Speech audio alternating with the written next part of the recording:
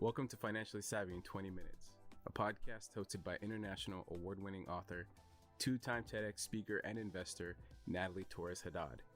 She will share the tips and tricks from interviews with self-made entrepreneurs, leaders, and those who have attained financial freedom while learning financial literacy. Hello. Welcome to Financially Savvy in 20 Minutes. I am so excited to share with you today who was our moderator for our panel at Lola retreat in Seattle, Miss Paulette, and she'll tell you more about what she's been up to. But being able to be in the same space of women that are talking about money, talking about everything about money, whether it's real estate, investing in stocks, whether talking about your financial hardships, is not only empowering, but one important thing that I'm walking away from this entire retreat is that when women get together, miracles can happen.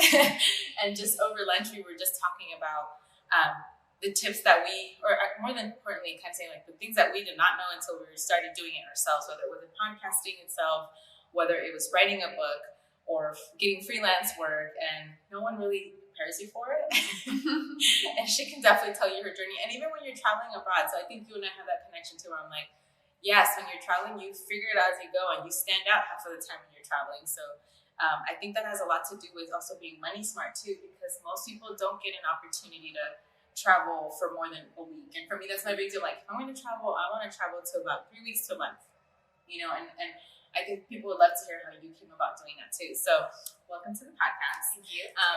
And why don't you tell other people what you've been up to, what you have coming up as well? So I just had a book come out, Welcome to the Writer's Life, and I keep a blog at welcometotherwriterslife.com.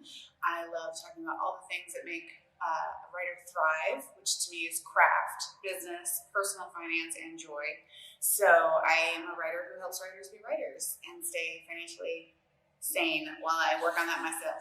Well, I like what she said, I help writers be writers. And I'm like, I totally need you, because it's part of the kind of where we start doing our own craft and it evolves into something else. Mm-hmm. For me, I never thought about writing a book.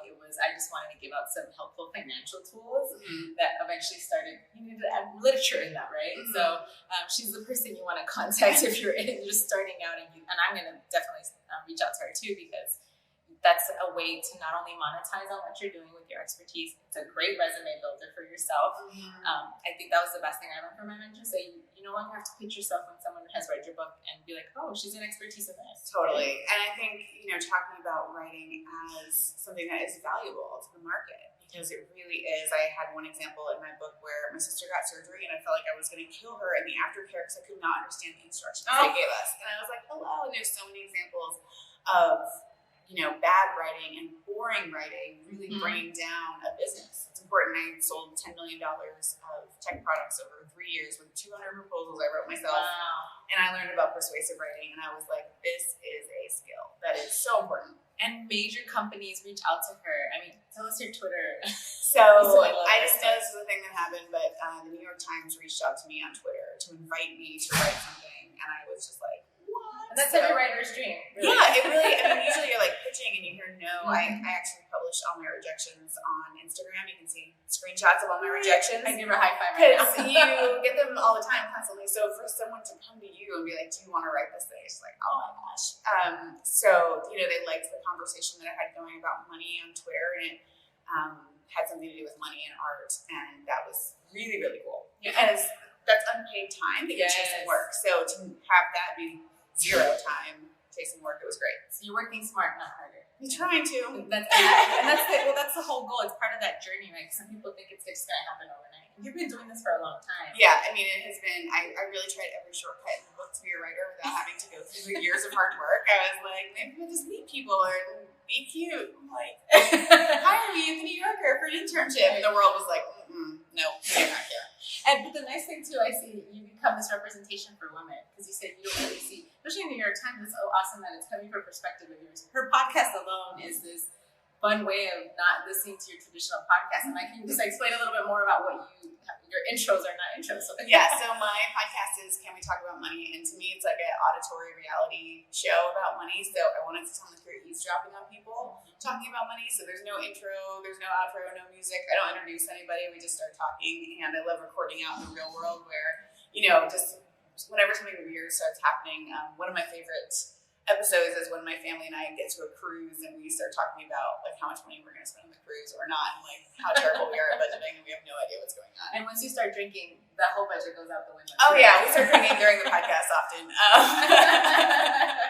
Yeah. And so one of the things I do is I have a monthly money dinner with my friends where we get together, and this was, I have kept track of my money monthly for years, and I skipped 4 months in a row. And I was like, because you don't want to look. And so I knew, I was like, I'm going to make it a social thing so I can't get out of it. And so I invite everyone over, I make dinner, we eat, we talk about money, then we get our laptops out. And minimum, we all just calculate our net worth and graph it and see how it's changed over the last month. Wow, talk about kind of accountability and transparency, right? Yeah, and a lot of people had never, like, one started bursting out laughing when I said, like, what's your net worth? They're like, I have no idea. Like, no idea even what you're talking about. I like that, because then all of a sudden you start learning not only just new terms, you start to really have to reflect on looking at yourself honestly and brutally sometimes, especially depending where you are in life. When you lose a job, when you finally got a new job, or trying to figure out how you manage all of that, right? I love that. And for you, I think earlier you were talking about, when you're traveling and you come back, then you have this mentality of, okay, I need to work smart, I need to work fast, because guess what? The bill starts piling on, as opposed to when you're maybe abroad where things are a lot cheaper, let's just be honest. Yeah. I love South America, I love Central America, and even parts of Europe. It's like, it's a lot less expensive to be there for a few months as opposed to she lives in Seattle, so what's the sixth most expensive city to rent? And it's been crazy, actually. I've talked about this a lot on the podcast, where you are so I've been here 8 years, and over those 8 years, my career has progressed so much, but also the city has gotten so much more expensive. So it's like, I feel like I'm swimming against a tide, where I feel like, okay, well, I should be able to go out to lunch, but it's like, nope, still no, because your standard of living changes so much when the price of your city goes up. Yeah. And so that's been a really weird thing to navigate. I feel like I'm personally just treading water, but I have to forget there is that huge, incoming tide of not inflation, but part of it. The cost of living going up is really working against me. So that's really, really tough. And that's part of it when you see these big cities that are now becoming bigger cities. And by the way, if you hear some back noise, like we just had this guy moving the cart. We're in the Seattle Art Museum, where the Lola retreat has been hosted the last 2 days. But this is what podcasters do too. It's like you get an opportunity to meet someone and you're like, hey, let's have one here instead of just over the phone or Zoom or however we do it. Exactly. We were talking about podcast movement, FinCon, all these other, where that's part of the point when you go to these places like Lola Retreat, where you get to see these women and be like, oh my God, I've been following you forever. I read your book. It's so great to finally see you in person. So I had to snag her away during lunch. Yeah. Before we get back into it. Non-controlled environment. And I mean, I think, and today too, she managed to keep the panel was incredible. It was all women about real estate investing. It's the elevator down the hall. And she kept it going. We were talking about values. Like for you, it's like, what do you prefer as opposed to maybe someone else? Maybe you can talk about how you decided to live in the city. Yeah, it's so funny, talking about living your values. I'm going to get home today and I'm going to sit my boyfriend down and be like, okay, let's just list out our values. And I think I know, for him and for me, it's definitely freedom. I bought a house when I was 24, 25, and all of a sudden I was like, wait, I need a lawnmower. And then I was like, oh, my lawn's getting really long. I have to mow it. And then I lived in Florida, so I'm like, I have to mow this every week in the summer. And I was like, this is so much more responsibility. So we both love to travel, so we really want to be light on our feet. So thinking about, I live I live right in the middle of the city, on the same block as a writing center that's been kind of the center of my community for the last 8 years. And one of the issues with gentrification is that you lose a lot of your community. A lot of my artists are functionally run out, right? Yeah, totally. So a lot of my friends moved down to Tacoma, which is an hour away, and that's really becoming the arts capital. But I am very invested in Seattle, and I don't really want to leave. So my value is community. That's really what I am living for right now. To pay so much to live really close to that writing center. I lived in a 150 square foot apartment for a year. Wow. In Seattle. That was pretty extreme. That was the year that I was writing my book and making no money and working my butt off. And I had just gone to South America for 3 months, so that was my penance. It was also not a bad thing, actually. It was not a bad thing, and also it was a cute apartment, and it was a good experience. I really liked it. I have an article I can send you about it. Oh, I love that. And now we live in 600 square feet, which is not easy as a couple. Like, my desk is a corner of our living room, and it's an IKEA shelf, just like a regular shelf. Wow, yeah. And I have a monitor put up, so I have to throw away a lot of my books. I still have a storage unit that's $73 a month that I have to get out of because it's ridiculous. But you're touching a really good base of, like, I love always referring people to the minimalism. Minimalist, especially if you haven't seen the documentary or the podcast. I'm a hunter, bro. Exactly. But you doubled your space. You said from 150 to 600, technically 300 each, right? But it's understanding that you also have. You just said a long term. It's like, well, you love to travel. You love to have a little bit more of a community sense in the city. And I think, especially in our age group too, when you see it can be in any age group, I guess, right? As far as what do you really value for yourself? If you want to have the opportunity to do more podcasting, well, guess chances are you need to meet people in the city, right? Mm-hmm. So I think you're hitting all these points where you've managed to make the best out of small spaces. And the moment you said 150, I remember at one point I was living in Venice with a roommate that my bed was functioning in a closet. No joke. This is like a full-size bed inside. It was technically a walk-in closet, and it was a studio. Oh my God. I look back and I'm like, what the hell? But it was also a cool experience because I was walking distance to the beach. And, so those are things that you kind of keep in perspective. And I kept on telling myself every time I go to sleep and I look up and all our clothes are next to me on top of me. And I'm like, what am I doing? And then I had to remind myself, this is temporary. And soon and I was saving for a property at the time too. So those are things you have to remind yourself. What is your trajectory in the next 5, in the next year?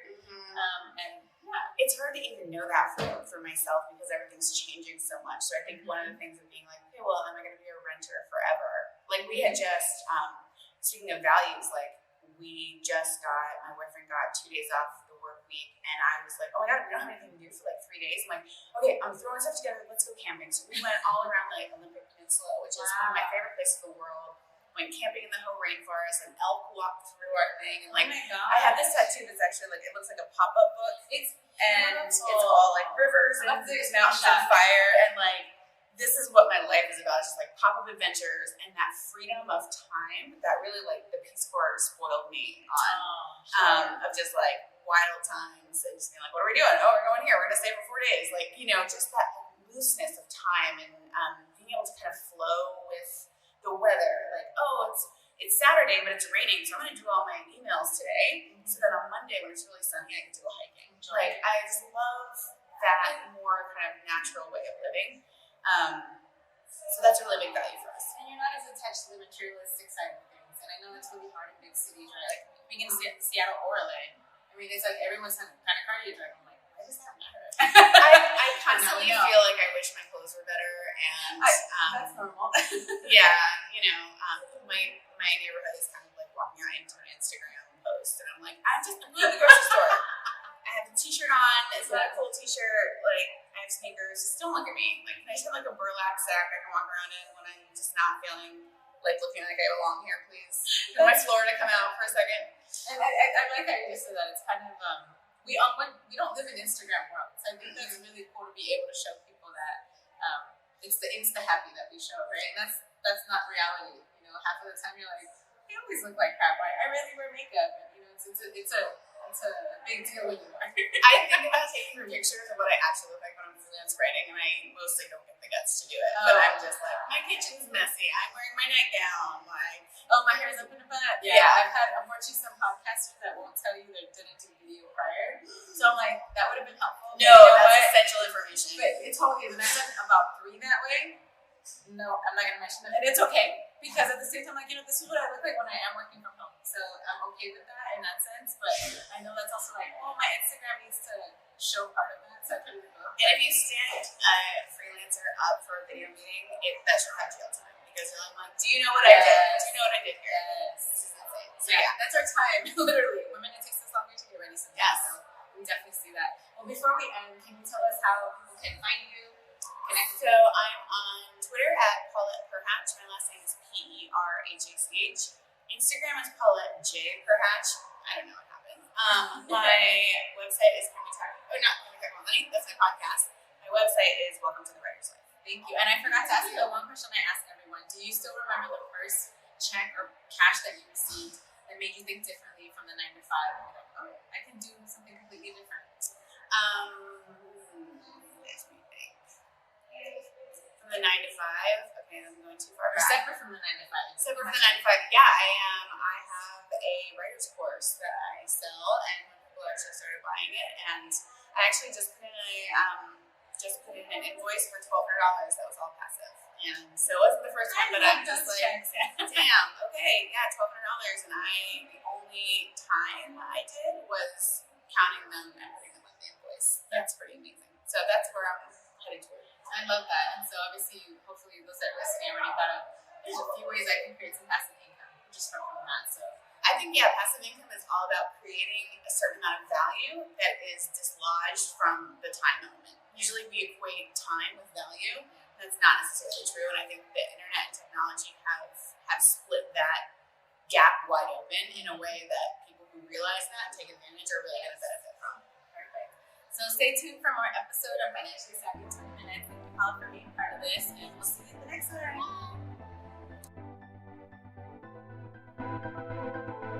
To learn more about the podcast, check out financiallysavvyin20minutes.com. For more interviews, make sure you look up Financially Savvy in 20 Minutes on YouTube and Instagram TV. To hire the Trailblazer, as Forbes featured her the financial and mental health advocate for your next workshop or speaking engagement, follow Natalie at Financially Savvy Latina on all social platforms. All it takes is 20 minutes daily to become financially savvy. Music by Nikki and produced by Robert DeLude.